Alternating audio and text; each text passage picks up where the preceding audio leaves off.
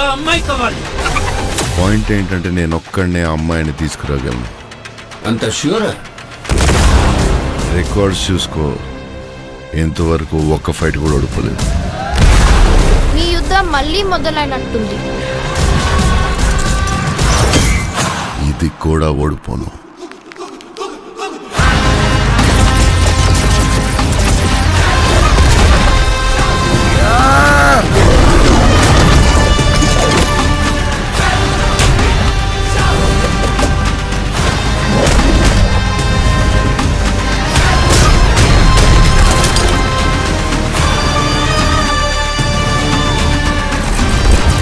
ఇంకా తొలి ఊపిరి కూడా తీసుకొని ఈ బిడ్డ కోసం ఇంకెంతమంది చనిపోవాలి?